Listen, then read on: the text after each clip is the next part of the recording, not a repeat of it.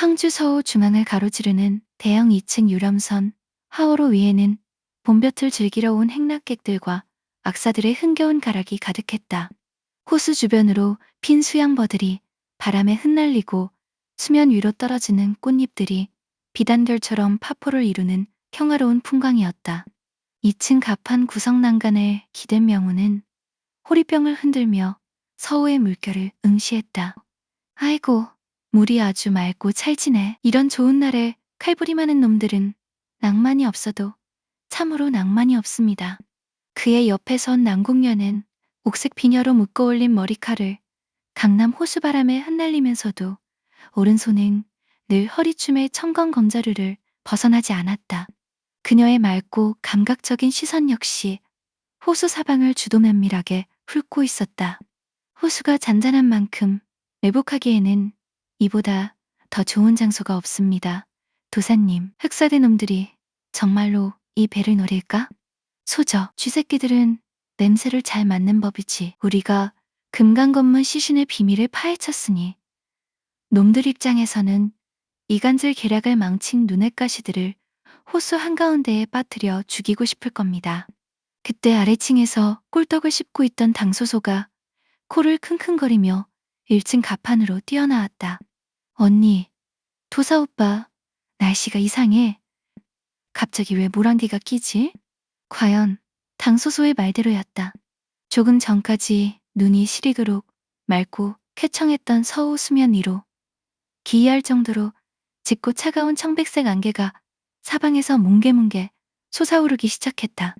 불과 10여 호흡 만에 지척의 가로수길은 물론 배의 선수조차 분별하기 힘들 만큼 진한 안개가 유람선을 완벽히 집어삼켰다. 순항하던 화호로가 바닥물살에 걸린 듯 무거운 파열음을 내며 갑자기 호수 한가운데에서 멈춰섰다. 노를 젓던 사공들이 당황하여 소리쳤다. 배가 움직이지 않는다. 배 밑에 무언가가 걸렸어. 승객들이 웅성거리며 불안에 떨기 시작할 바로 그 찰나였다. 짙은 안개 틈새를 뚫고 수십 발의 붉은 불화살이 유람선 돛대와 1층 갑판을 향해 벼락처럼 쏟아졌다. 일반적인 화살이 아니었다. 화살총마다 마규비전의 화약과 끈적한 기름이 칠해져 있어 나무 벽면에 닿자마자 요란한 폭발을 일으키며 맹렬한 불길을 뿜어냈다. 불이다. 배가 공격받고 있어. 사람 살려. 아수라장이 된 배 위로 행락객들이 비명을 지르며 불안에 떨었다. 명훈이 난간을 가볍게 툭 치며 혀를 찼다. 쯧쯧, 내 이럴 줄 알았지. 배 끝에 가두고 굽거나 찌르겠다는 속셈이네. 안개 속에서 물살을 가르는 날카로운 파고음이 연달아 울렸다. 화어로를 사방 300척 반경으로 완벽하게 포위한 채 좁혀오는 20척의 소형 쾌속선들. 그 위에는 머리부터 발끝까지 검은 흑복을 입고 얼굴에 묽게 가죽연고를 쓴 마교 최강 살수단, 흑사대 소속 무인 수십 명이 흉흉한 안광을 번뜩이고 있었다. 다 죽여라. 단 한 놈도 호수 밖으로 살려보내지 마라. 선두 쾌속선에서 들려온 쇳소리 같은 명령과 함께 살수들이 갈고리가 달린 굵은 줄을 유람선 난간에 걸고 짐승처럼 뛰어오르기 시작했다. 그들의 손에 들린 짧고 예리한 비수마다 시퍼런 극한 빙독이 맺혀 있었다. 백성들이 칼날 앞에 쓰러지기 직전 백색 비단 장포를 떨친 남궁년의 몸이 1층 갑판 한복판으로 가볍게 내려앉았다.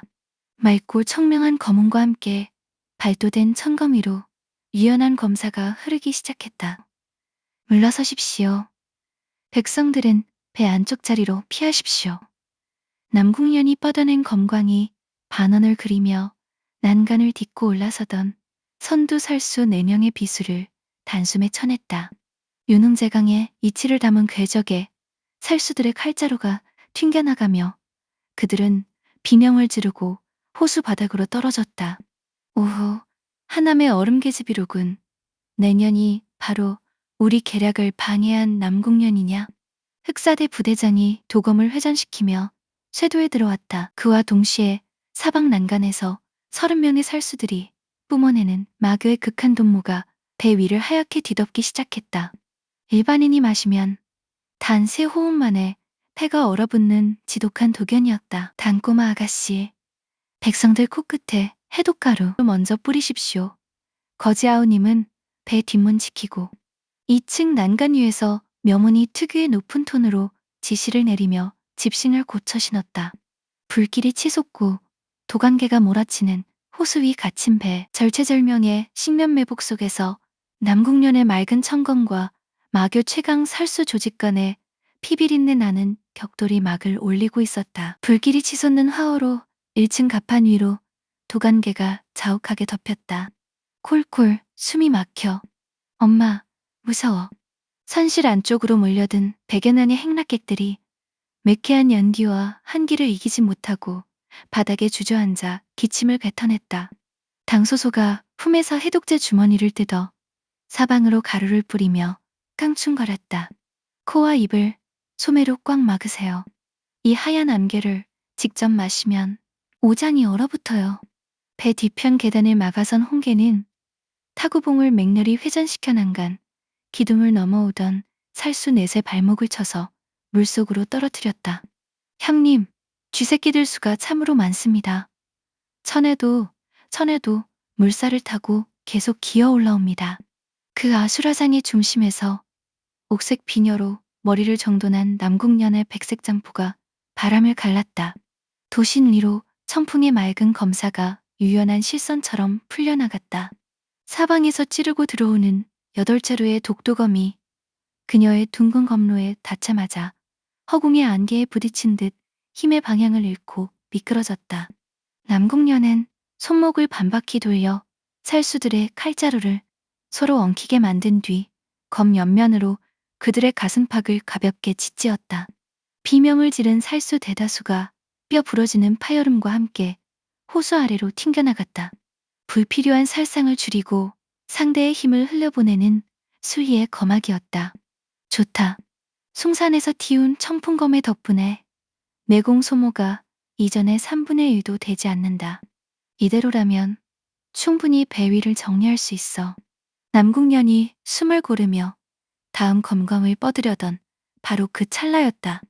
2층 선실 지붕 위에서 귀막을 찢는 날카로운 파공음과 함께 시퍼런 안강을 뿜어내는 흑복산의 하나가 갑판 중앙으로 뛰어내렸다. 그의 두 발이 나무 마루판을 딛는 순간 발밑으로 반경 30척의 널판지가 하얀 얼음장으로 뒤덮이며 쩍쩍 갈라졌다. 화염의 열기마저 단숨에 식혀버리는 극도의 한기를 품은 자, 바로 마교 10대 고수 중 하나이자 흑사대의 수장 동마였다. 호호호, 가소로운 계집 같으니 하남의 비단 높은 수가 거미 끝자락을 좀 흉내낸다고 천하가 내 발 밑에 있는 줄 아느냐. 동마가 손바닥을 펼치자 끈적하고 시퍼런 마교 비전에 한빈 강기가 뱀 혀처럼 꿈틀거리며 피어올랐다. 단순한 절정을 넘어 초절정의 궤도에 완벽히 진입한 마인의 전기가 배 전체를 무겁게 짓눌렀다. 마교의 고수가 신분을 숨기고 갓난 양민들을 유람선째로 불태우려 하다니 무림의 도의를 잊은 짐승이 따로 없군. 남궁년이 청검을 상단으로 겨누며 눈을 가늘게 떴다. 도에. 동마가 흉흉하게 웃으며 손가락을 튕겼다. 살수에게 도의 따위가 어디 있느냐. 우리 목적은 강남의 지맥을 훔치고 정파 놈들의 목을 따는 것뿐이다. 말이 끝나기가 무섭게 동마의 신념이 안개 속으로 흩어지듯 사라졌다. 공기를 얼리는 소리와 함께 좌우 8방향에서 뾰족한 고드름 형태의 빈강탄환 수십 개가 남궁련을 향해 쏟아졌다.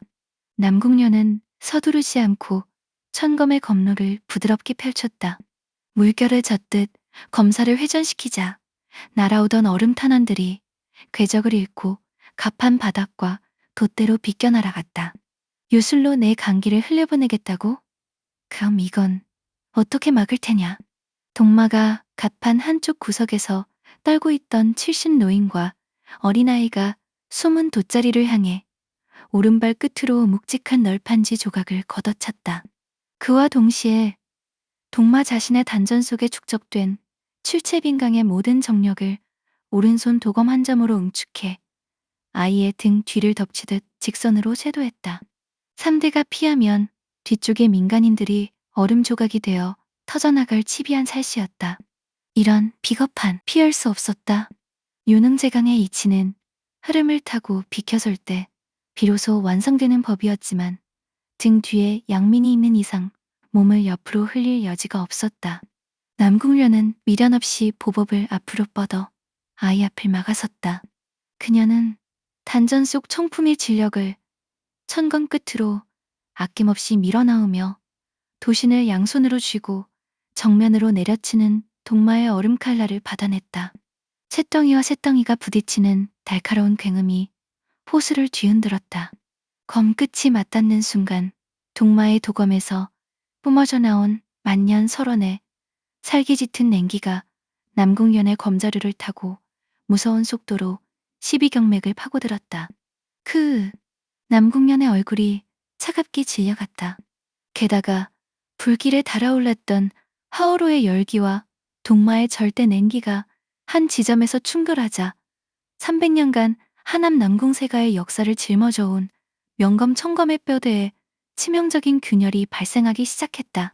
강한 굴과 극도의 한기를 동시에 견뎌내며 주인의 강한 감기까지 품어내던 명주철 도신이 마침내 한디에 달한 것이다. 검 중앙에 미세한 실금이 번져나갔다. 호호호, 부러져라. 동마가 내기를 한 번 더 쥐어짜내어 칼등을 짓눌렀다.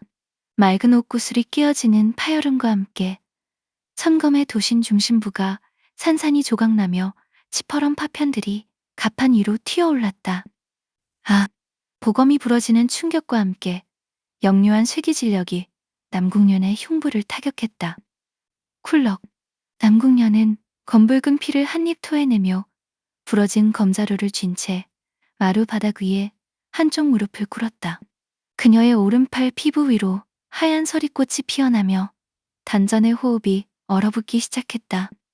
언니, 당소서가 비명을 지르며 달려오려 했지만 쇄도하던 살수들의 그물망에 가로막혀 발이 묶였다. 하남 제일검 가문의 소가주도 이제 끝이로구나. 얌전히 목을 내놓아라. 동마가 시퍼런 안광을 번뜩이며 얼음 맺힌 도검을 높이 치켜들었다. 차갑게 굳어가는 무릎을 일으키려 애쓰는 남궁련의 머리 위로 죽음을 알리는 묵직한 칼날의 그림자가 덮쳐 내려오고 있었다. 차가운 얼음날이 남궁련의 가녀린 목줄기를 향해 벼락처럼 꽂혀내리던 절체절명의 찰나 어디선가 날아든 빛바랜 구름 문양 도포 자락이 남궁련의 앞을 부드럽게 가로막았다. 거한 철음이나 요란한 파열음은 없었다.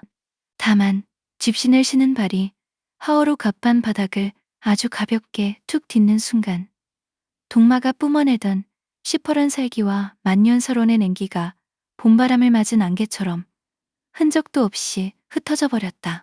아이고 아저씨, 배 위에서 그렇게 뛰면 밑에 잉어들이 놀라서 도망갑니다. 명운이 헐렁한 뒷모습으로 서서 왼팔로 남궁련의 어깨를 가볍게 감싸 안았다. 그의 오른손 뒤끝은 동마가 양손으로 내려치던 묵직한 강철 도검의 옆면을 아주 가볍게 언뜻 짚고 있었다.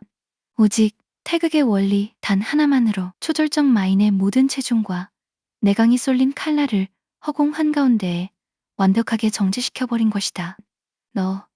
너는 대체 뭐하는 버러지냐? 동마의 눈동자가 경악으로 크게 흔들렸다.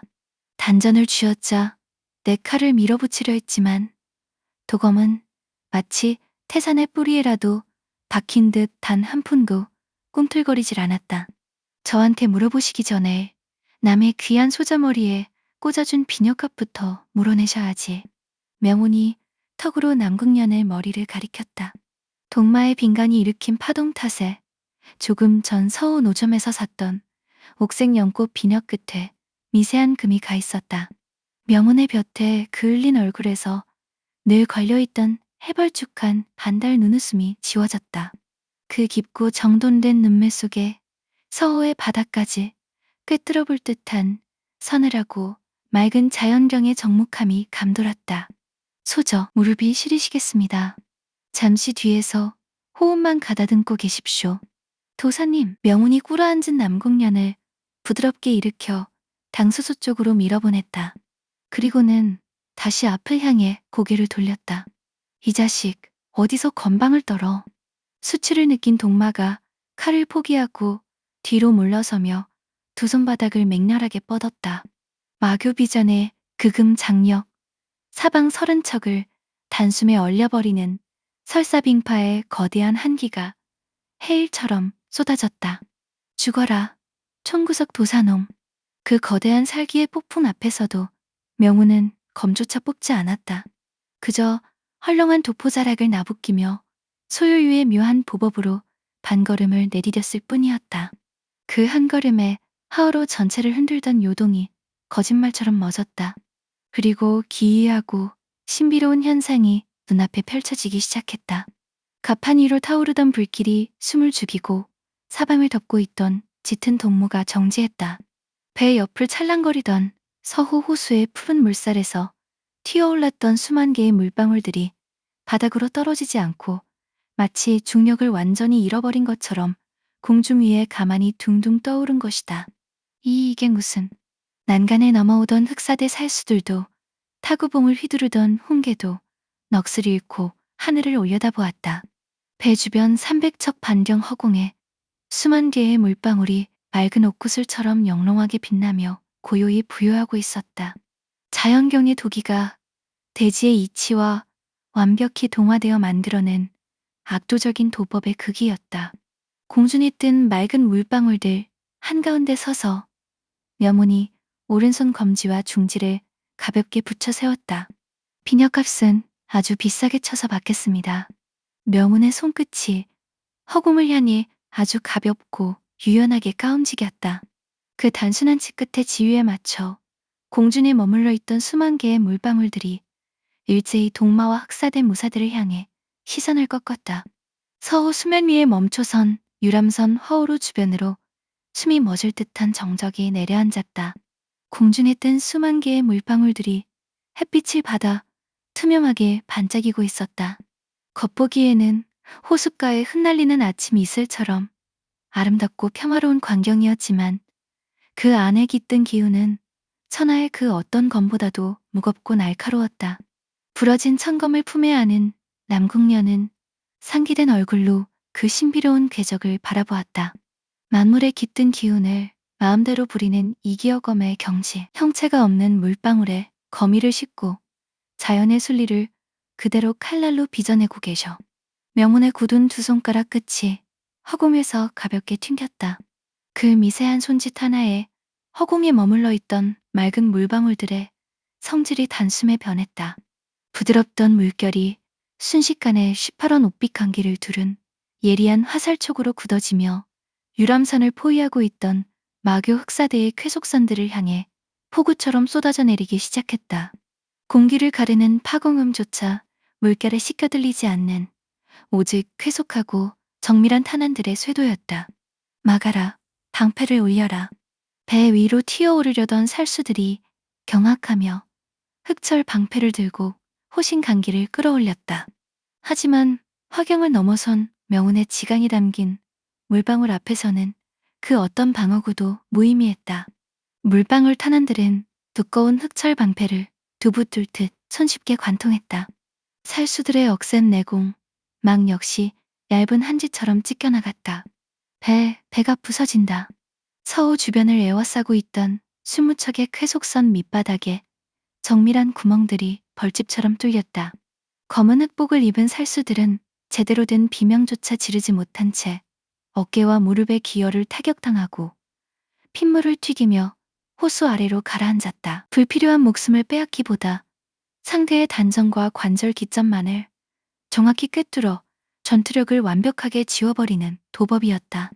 단 10여 호 유람선을 집어삼킬 듯 맹렬하게 타오르던 불길이 물방울 탄환들에 의해 남김없이 진화되고 사방을 메우던 도관계마저 호수 밖으로 씻겨나갔다. 화어로 주변을 감싸던 수백 년의 살수 조직이 단 한순간에 수막 폭풍 앞에 완벽하게 제압된 것이다. 2층 지붕 위에서 이 참상을 지켜보던 흑사대장 돈마는 공포로 온몸을 덜덜 떨었다. 말도 안 돼. 강남 바닥의 물방울을 전부 내강으로 바꾸어 쏘아보내다니. 너는 대체 무당산의 어떤 괴물이냐? 동마가 사색이 되어 마지막 남은 칠채빈강의 기운을 전신으로 뿜어냈다. 그는 유람선 돛대를 박차고 도망치기 위해 허공으로 몸을 솟구쳤다. 어딜 가십니까? 명운의 나른하고 차분한 음성이 동마의 발밑 그림자를 밟듯 따라붙었다. 허공으로 도약한 동마의 눈앞에 어느새 헐렁한 구름 문양 도포자락이 나부끼고 있었다. 명운에 미끄러지는 듯한 소요요 보법이 대기의 흐름을 타고 단숨에 그의 상공을 선점한 것이다. 비녀를 망가뜨렸으면 죗값을 치르고 가셔야지. 명운이 오른손 바닥을 아래로 가볍게 펼쳐 도망치려는 동마의 단전 상단을 언뜻 살포시 내리눌렀다. 허공의 퇴로마저 완벽하게 차단당하자 동마의 시퍼렇던 얼굴이 극도의 공포와 벼랑 끝에 악에 받쳐 비틀렸다. 내 뼈를 꺾겠다고? 내 놈도 무사하지는 못할 것이다. 동마가 스스로의 가슴팍을 거칠게 타격했다. 그의 오간에서 검붉은 피가 터져나오며 체내에 잠들어 있던 마교비전의 극음마기가 한꺼번에 끌어올랐다. 명운의 공격을 막아내는 대신 자신의 12경맥을 모두 폭주시켜 배 전체와 함께 같이 죽겠다는 최후의 동기어짐이었다. 사방의 공기가 쩍쩍 갈라지며 서우의 수면마저 허옇게 얼어붙기 시작했다. 초절정 고수의 쇠기 지력이 사방으로 터져나가기 직전이었다. 쯧쯧, 마교 양반들은 왜 다들 분리하면 자기 몸부터 괴롭힙니까? 명운이 혀를 차며 고개를 저었다. 그의 헐렁한 도포가 사나운 바람 속에 차분히 나부꼈다. 게다가 니놈이 자랑하는 그 시퍼런 마개는 너무 탁하고 가벼워서 참으로 보기에도 흉합니다. 명운이 허공에 머무른 채 오른손을 가볍게 가슴 앞으로 모았다. 그의 굳은 손바닥 중앙에서 아침 햇살을 닮은 맑고 눈부신 금빛 기운이 동심원을 그리며 부드럽게 피어올랐다. 만물의 음습함과 악기를 맑게 씻어내고 순리를 바로잡는 도가 최고의 정화내공, 순영지공이었다. 무겁게 짓누르던 동마의 얼음 살기가 명운의 맑은 빛에 닿자마자 봄날 햇볕을 맞은 눈더미처럼 힘없이 무너져 내렸다. 여여라. 명운의 부드러운 손바닥이 천천히 아래로 떨어져 폭주하려던 동마의 단전 상간을 살포시 언뜻 짚었다. 억센 충격음은 울리지 않았다. 단지 명운의 손바닥에서 흘러나온 따스하고 청명한 도기가 태극의 이치를 타고 동마의 기혈 중심부를 아주 부드럽고 깊숙하게 관통했을 뿐이었다. 동마의 온몸이 활시위처럼 굳어졌다. 체내에서 거칠게 날뛰며 오장을 파괴하려던 그금의 흑철 마기가 명운의 순영 기운에 휩쓸려 흔적도 없이 정화되어 사라졌다. 동시에 마공을 지탱하던 단전의 껍질이 소리 없이 바스러지며 평생을 쌓아온 초절정의 무의가 단 한 꼬집의 흙가루처럼 연기되어 흩어졌다. 무의 중심을 잃은 동마가 썩은 통나무처럼 가판 바닥으로 굴러 떨어졌다. 그는 피를 토하며 경련했지만 더 이상 살기나 냉기를 뿜어내지 못했다. 사지백제의 기혈이 순한 맹물처럼 풀려버린 완벽한 폐인이 된 것이다. 제 비녀값으로 단전은 회수하겠습니다. 이제 남은 평생은 강남 관아 감옥에서 반성문이나 쓰십시오. 명운이 가볍게 바닥으로 착지하며 집신 끝에 묻은 얼음 조각을 툭툭 털어냈다. 화어로 1층 가판 위에는 더 이상 칼소리도 비명소리도 남아있지 않았다. 호수 위를 부유하던 물방울들도 원래의 맑은 본성을 되찾고 수면 위로 차르르 떨어져 내리며 시원한 물살 소리를 만들어냈다. 개방 홍게가 넋을 잃고 타구봉을 떨어뜨리며 액들였다. 아이고 형님, 아니 신선님. 마교 10대 고수를 손바닥 한번 얹어서 페인으로 만드시다니. 선실 안쪽에서 숨을 죽이고 있던 백성들도 흩어진 도관계 밖으로 나오며 떨리는 목소리로 환호성을 터뜨렸다. 살았다. 신선 같은 도사님께서 우리를 구해주셨다. 열광하는 사람들 사이에서 명우는 평소에 실없는 총각 표정으로 돌아와 머리를 긁적였다. 그는 늘 그렇듯 상황을 대충 얼버무리며 돌아서려 했지만 가판 한쪽에서 굳은 호흡으로 서 있던 여인의 그림자가 그를 멈추어 세웠다. 부러진 청검 자루를 쥔 채 오른팔에 피를 흘리고 있는 남궁현이었다. 그녀의 맑고 깊은 눈동자가 오직 명운 한 사람만을 오롯이 담고 있었다. 아이고, 다들 많이 놀라셨지. 이 물살이 좋아서 수영 좀 하려 했더니 이상한 양반들이 아주 물을 다 흐려놨습니다. 명운이 특유의 높은 톤으로 너스레를 떨며 헐렁한 도포자락을 툭툭 털어냈다. 그는 언제나처럼 자신이 방금 전 호수 위에서 연출한 화경의 도술과 압도적인 무의를 그저 솜씨 좋은 총극과 행운으로 대충 얼버무리려 하고 있었다. 거지아우님, 빨리 뱃사공 양반들 도와서 입에 항주나루터로 대십시오. 저녁 먹을 시간이 다 지나갑니다. 그가 뒤통수를 긁적이며 뒤쪽으로 돌아서려는 바로 그 찰나였다. 가벼운 집신 발소리 사이로 비단장포 자락이 스치는 조용한 기척이 명운의 등을 따라붙었다. 남궁년이었다. 오른팔의 옷소매가 살수의 비수에 찢겨 검붉은 핏물로 젖어 있었고 한 손에는 산산조각 부러진 청검의 뼈대 자루가 들려 있었다. 강남의 바람에 흐트러진 머리칼 사이로 조금 전 명운이 사서 꽂아주었던 백옥 연꽃 비녀가 조용히 빛을 내고 있었다. 명운이 멈춰서서 고개를 돌렸다. 아이고, 소저, 팔에 피가 꽤 났습니다. 단꼬마 아가씨한테 약초가루 받아다가 얼른 지혈부터. 명운의 말이 채 끝나기도 전이었다. 남궁년의 손에서 부러진 검자루가 가판 바닥으로 떨어져 구르며 둔탁한 소리를 냈다. 그녀는 대답 없이 명운의 눈앞 단 한 뼘거리까지 다가섰다. 그러고는 떨리는 두 손을 뻗어 흑사대의 핏자국과 호수의 흙먼지가 튀어 빛바랜 명운의 헐렁한 도포 옷깃을 빈틈없이 움켜쥐었다. 남궁년이 그대로 명운의 단단하고 넓은 가슴 쪽으로 이마를 기대며 온몸을 맡겼다. 물리적으로나 마음으로나 두 사람 사이에 존재하던 마지막 한치의 간극마저 완전히 지워지는 순간이었다. 소소저, 천하제일마의 빈강도 가볍게 흘려보내던 명운의 어깨가 일순간 흠칫 굳어졌다. 늘 미끄러지듯 유연하던 도인의 호흡이 여인의 부드러운 체온과 깊은 숨결 앞에서는 멈춰선 것이다. 명운의 낡은 도포자락으로 남궁년의 뜨거운 숨결이 스며들었다. 그냥 잠시만 이러고 서 있게 해주십시오, 도사님. 남궁년의 맑은 오금이 명운의 품속에서 아주 작고 떨리는 떨림으로 울려 퍼졌다. 300년을 이어온 가문의 보검이 제 손에서 부러졌습니다. 제가 짊어진 천하제일권 가문의 오만함과 무거움이 그 검과 함께 산산이 부서졌습니다. 허나 비참하지 않습니다. 그녀의 손가락이 명운의 옷깃을 조금 더 단단히 끌어당겼다.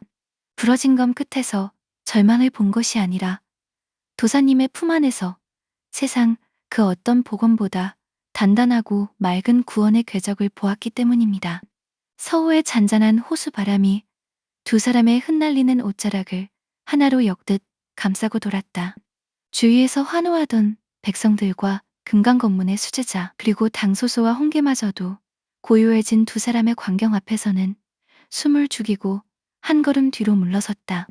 명운은 자신의 헐렁한 도포를 잡고 품에 안긴 남궁년을 가만히 내려다보았다. 그의 볕에 그을린 표정에서 게으른 장난기가 완전히 거쳤다. 달빛을 담은 듯 맑고 깊은 그의 눈동자 속에 닫힌 성벽을 깨고 나와 온전히 자신에게 모든 궤적을 의탁한 여인에 대한 애틋하고 묵직한 따스함이 가득 차올랐다. 명운의 투박한 왼손이 아주 조심스럽게 올라가 남궁년의 떨리는 등짝을 부드럽게 감싸 안았다. 소저, 낮고 그윽한 중저음이 남궁년의 귓가에 따스한 춘풍처럼 안착했다. 검은 철제에 불과합니다. 부러지면 다시 별이면 그만이고 날이 무뎌지면 대나무를 깎아주어도 됩니다. 중요한 건 칼자루를 쥔 손과 그 속을 흐르는 맑은 바람이지. 그의 정교한 손길이 남궁년의 머리에 꽂힌 옥비녀를 살포시 매만지며 그녀의 굳은 기혈을 편안하게 풀어주었다. 소저의 검은 부러진 것이 아닙니다. 낡은 껍질을 완전히 벗어던지고 진짜 자유를 얻은 겁니다. 남궁년은 눈을 감은 채 명운의 가슴에 뺨을 묻고 고개를 끄덕였다. 그녀의 단전 속에서 조금 전 충돌로 흐트러졌던 청풍거미가 명운의 맑은 수연 기운과 맞닿으며 그 어느 때보다 강하고 생동감 넘치는 호흡으로 다시금 피어오르고 있었다. 물살을 가르는 지돌이들의 소리 사이로 함주 나루터의 수풀이 눈앞으로 다가오고 있었다. 피비린내 나는 호수 위의 격전을 뒤로하고 두 사람의 마음은 이제 세상의 어떤 암투로도 가를 수 없는 하나의 단단한 매듭으로 묶여 있었다. 항주 서호의 물결이 노을에 붉게 물들어갈 무렵 화오로는 무사히 나루터에 닻을 내렸다.